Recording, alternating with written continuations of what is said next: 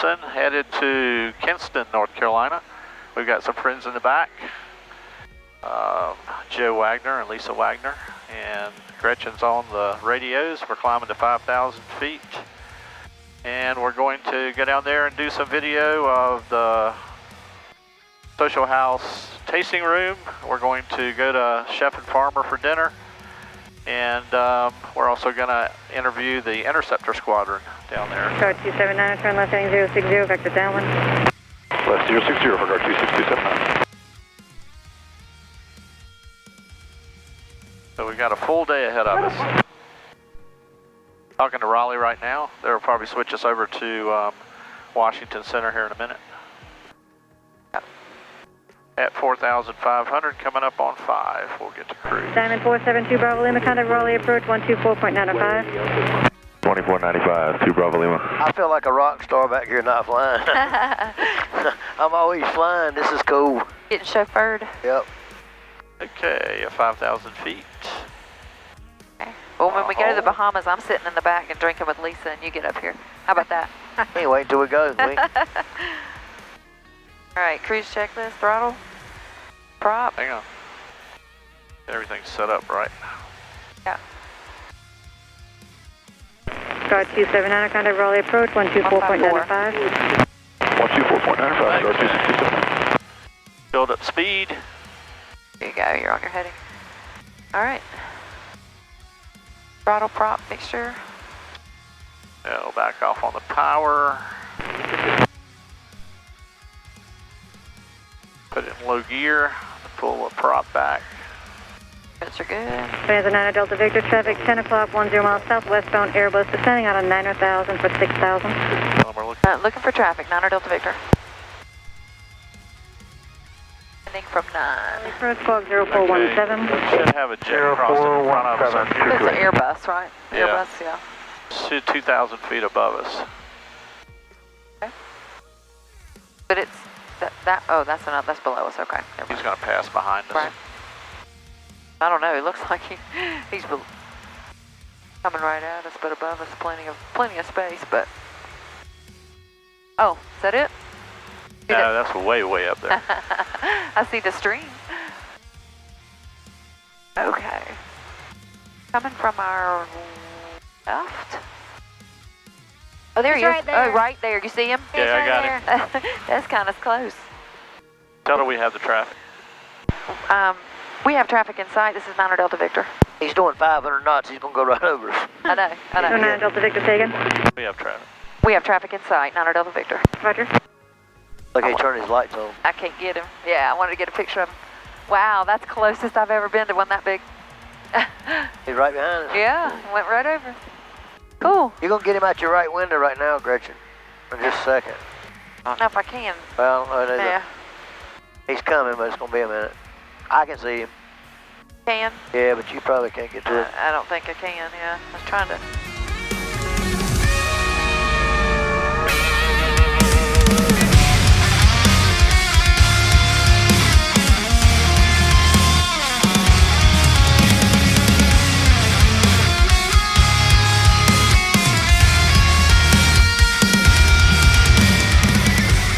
So we're 29 miles from Kinston, about 11 minutes, so we're going to be on the ground, and we will go over and meet with folks at the Aggressor Squadron. Doing that first? Yeah, cool.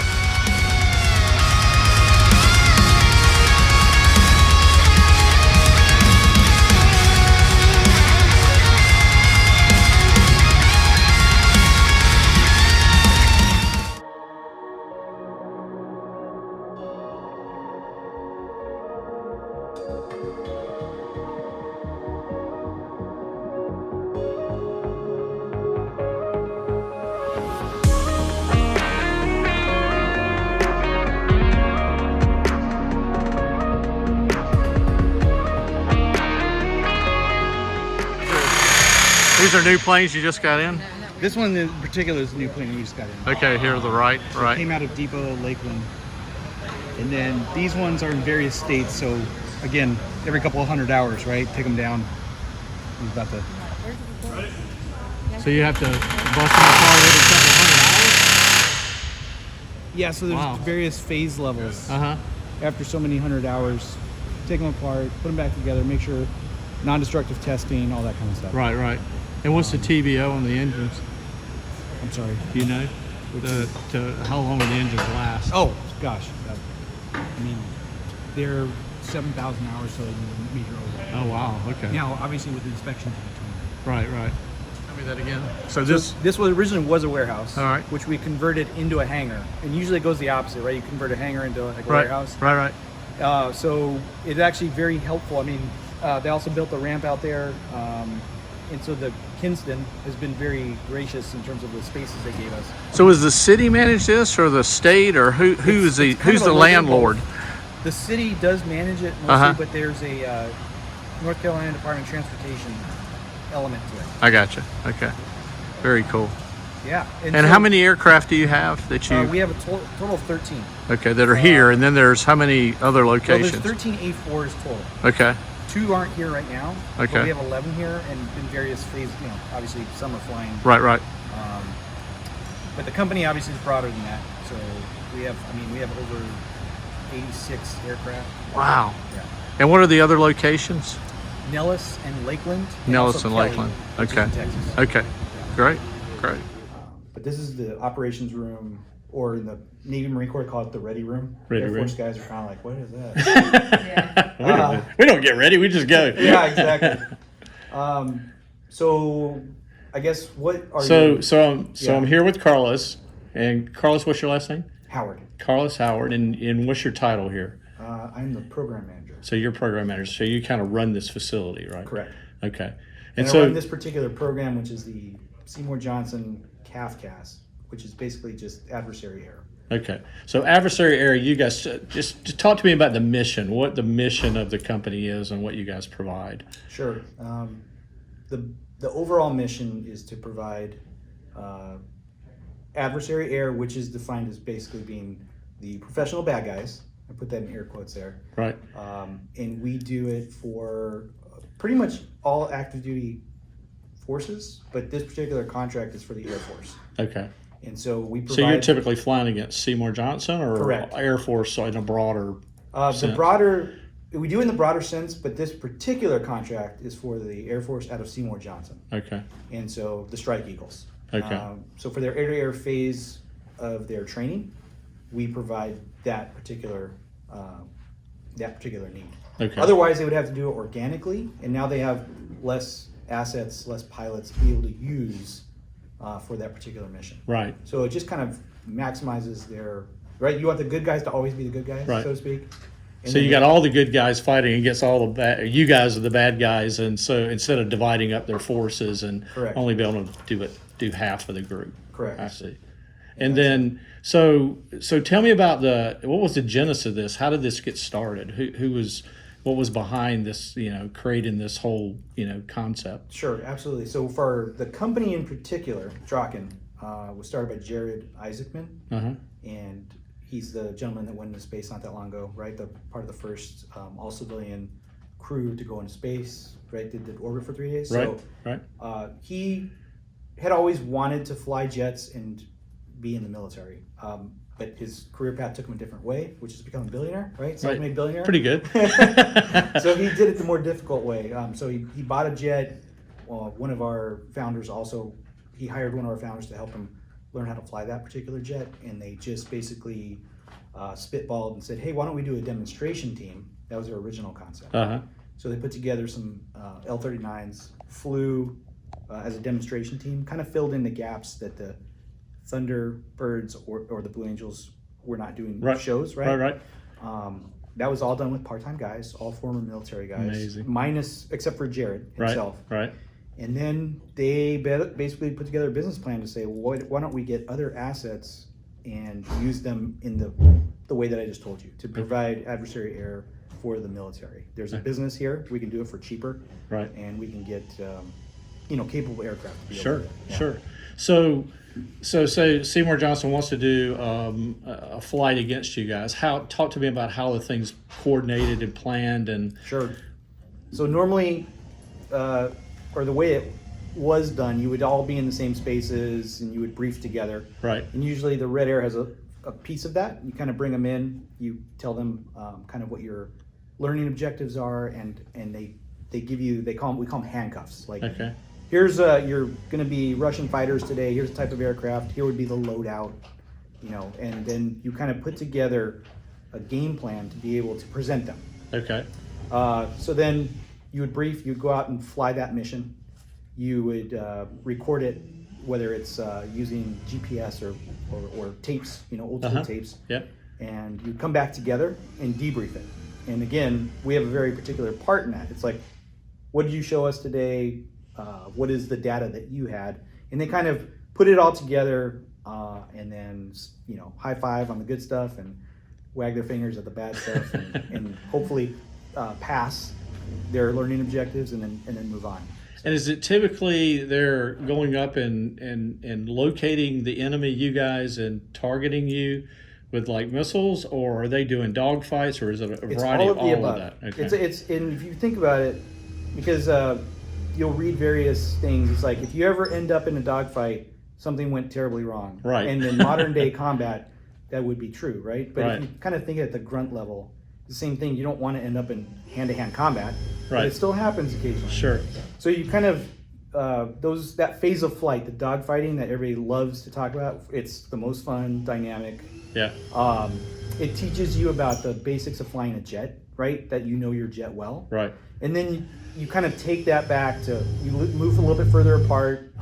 You do some of the tactics that would be, so they call them part task trainers, or this part of our mission, we're going to focus on this particular phase. Right. And then all the way back to like, okay, we're going to go into an area to drop some bombs, and we may have some adversaries there. Okay. So kind of more realistic, real world missions, if you will. Okay. So Okay. it's really all of it. Very Yeah. cool. And how often are you doing that? Are you doing these daily, weekly, every day? So for the most part, there's a demand. And are every you day. flying all your planes at the mission, or No. usually it's one or two, or? So for the dogfighting, let's just call it dogfighting, you would really only need one guy. That Okay. makes sense. So they have like a 1v1, Right. 2v2s, and you Okay. kind of just add on to it. Gotcha. So there's a limit, obviously, to what we can provide. Right. But for this particular contract, we provide up to a 4 ship, sometimes up to a 6 ship. Oh, wow. So it Okay. just depends. And then when we support other guys that are not at the training unit, we can do more aircraft. Right. So sometimes the company will put together more assets to fly larger missions and packages. Okay. Is there any competition for you guys? Are there other Absolutely companies there is. that do this? Yep. Okay. So we weren't the first to do it, but there's a company called ATAC that is. But the way that I think of it is not so much competition; it's just adjacent companies. Yeah. So it's not like we wholly cooperate and truly fight. I mean, there is competition for contracts, Right. but the military needs all of it. Sure. I mean, sure. no company would not come to the table unless they weren't capable or had a safety record that wasn't good or something like that. And based on the contract is who you actually are the adversaries for, whether it's the Marines or the Correct. Air Force or the Navy, That's correct. whatever. So Okay. another contract we actually do have is it's a close air support contract for the Marines. It doesn't happen on a daily basis. It's about once or twice a quarter. But we go to Cherry Point. We actually go to Camp Lejeune. We fly out of Cherry Point to go drop practice bombs for them and Okay. do close air support. Okay. So it's a completely different mission. Yeah. But the A4 can do that mission as well. Okay. Very cool. Yeah. Very cool. Yeah. So there's on Camp Lejeune, they have a target area. It's actually in the middle of the base and where the housing is kind of interesting. Well, we missed it. Yeah. They call it Legoland, actually. That's right. Yeah, Lego land. Because if you think about Connex boxes, right, you kind of place them like Legos, and they make kind of fake cities. But it's really helpful because the guy on the ground, his perspective is more horizontal, right? And we're looking at it more vertically. So the training is to be able to talk, the guys on the ground talk the pilot's eyes onto the target on the ground. Not by the boxes. Right, That's and because you want to have precision and accuracy, right? We're talking about the same thing, and we're going to drop the bomb there. So the training is close air support, which is a very realistic mission. Obviously, we've been doing for quite a while. Another one out there too. So Golf 10 is the one that is on Lejeune. They have another thing. It's called BT11. It's north of Morehead City, actually. Right, let's see, north, Is west. Is that the bombing range out there? Yeah, there's a bombing range. Yeah. And then the typical missions are done out over the ocean, right? They go out to one of the MOAs out over the oceon. There's they're whiskey area, warning areas. Right. They're mostly out there, and there are some military. There's restricted areas, and then there's military operating areas. Right. So there is stuff that's done over the land. It's just a little more restrictive, right? Right. Gotcha. Correct. Yep. Very cool. How many? Yeah. You got how many employees here? Here's the hybrid. This is why this particular industry is weird. Okay, so on the maintenance side, we hire both former military and civilians. Right. Because they have A&P licenses, and actually it's a very healthy mix of the two. We've had interns that were getting their A&P license, like 19, 20-year-olds. Really? Who are now been with the company for 4 years and are in leadership positions here. That's great. For the pilots, it's a completely different story. So you had to have flown tactically. Right. So not just any military aircraft, but fighters in particular. Right. And have so much experience because it's the risk to the military to have you in the same airspace, right? Sure. So you have to have had that background. Now, you have to, this is a weird part, you come in the FAA world, we have, so like for example, Stroke's getting ready to take an FAA check ride. Okay, so tactically speaking, he's more current than the rest of anybody else in the company, in particular here. And he's actually an instructor pilot who, when we first started flying here, we were flying against him. But you don't have real world experience. No. Oh, he does? Oh yeah, no, absolutely. He's dropped bombs all these guys have gone to combat or various. He just phases. retired from, or not retired, but got out of active duty and went to the reserve. So he's going to fly Strike Eagles with them and fly A4s. So he's going to fly both. Oh, nice. You're going to fly both sides. It's a good deal. I get to be the good guy one day and the bad guy the rest of the day. And what's your call sign? Stroke. How did you get that? You got to buy me a couple beers. And this is Chef over here, right? That's correct. And how'd you get that? Well, that's the same story. You don't give up the secret, I'll right? say a few social house vodkas. There you go. Awesome. So he has to get his FAA check ride. Okay. Right? He's not, in order to fly for the company on the contract that supporting guys like him, he has to get an FAA check ride with the FAA examiner in the back. And do some angle of banks and shoot some approaches and make sure he can do it. Yeah, it's a varsity workup. You basically get 3 flights and then a check ride, which that's. So you don't get to shake the FAA guy up a little bit, do some rolls and stuff and get him disoriented? Not until he passes. Or if he doesn't pass. We're not going back yet. You didn't pass it. We're going to have some fun.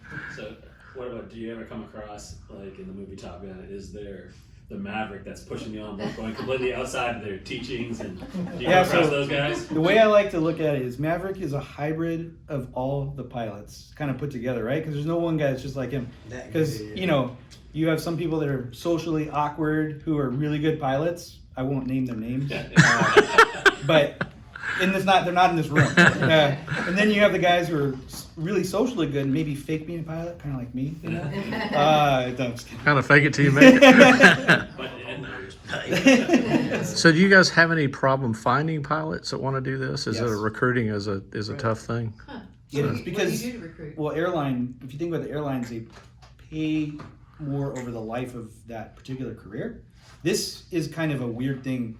It's almost hard to call it a career because it popped up not that long ago, and guys kind of use it as a transition job. So we do have a hard time recruiting, except for when COVID hit and all the airline pilots went. Yeah. And then all of a sudden they were banging on our doors. But now they're going back. Right. So. Wow. So our pilots, maintenance folks, any other positions out here that? We have a safety guy we just hired recently.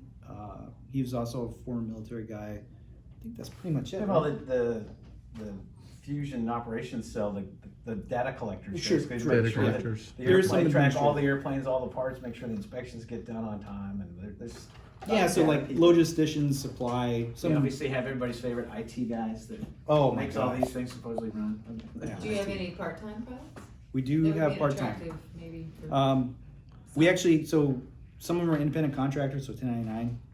And sometimes you have too many of them, because a lot of people want to do this part-time, but they want it When they want it. when they want it. Yeah. So we are actually moving to more of a part-time where guys are maybe, they can be a little more stable. But yes, we're kind of figuring out what the balance of full-time and part-time is right now. Very cool. So very cool. Yeah, Very cool. it's a really. I was active duty until a week ago. It's been that quick of a transition for me, and there's a really healthy relationship between the Air Force active duty up there and then dropping down here, where we live close enough to each other that it's comfortable. It doesn't get, like you've overstayed your welcome at a party, but you get to hang out a lot.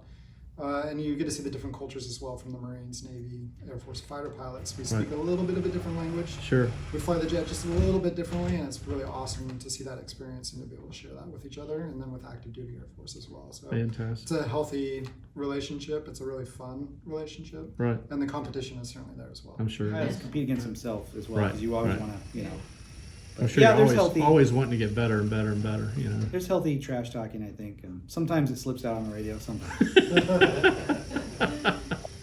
Very good, very good. Well, Carlos, thank you so much. Yeah, of course. And Stroke and Chef, thank you so much. Certainly. Appreciate it. Appreciate you guys hosting us down here. And so I have a YouTube channel. It's called Flying, Fishing, and Food. And so a part of it is the flying part. And so we're down here to do the social house, and then we're going to go to Chef and Farmer. So we try to combine a couple of different things, but I may end up based on the content I'm getting, just do one kind of on this, because this is really cool. Cool. Yeah, really cool. I'm glad you got to come out. All of you. Lady that hires that keeps us all alive, attending all that stuff. So, yep. Helmets. Harnesses to strap into the airplane. Get to see all the names. I love the That's names. the cool part. Critter. So the jet they're getting in now is our only two-seater. We just hired a new pilot. We're training him up to get ready to get his A4 type rating. So. Now, are you getting these from the Navy? Most of these, all the green ones, without the hump on the back, are K models.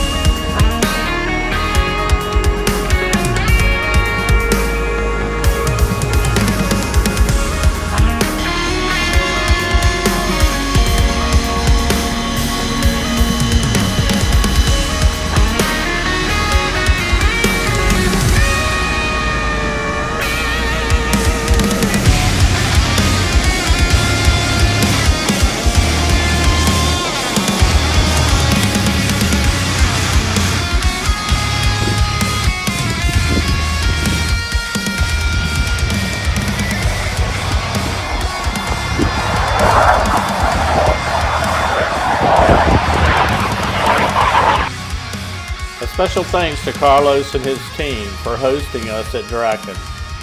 We were very impressed with what they put together. It's an amazing business.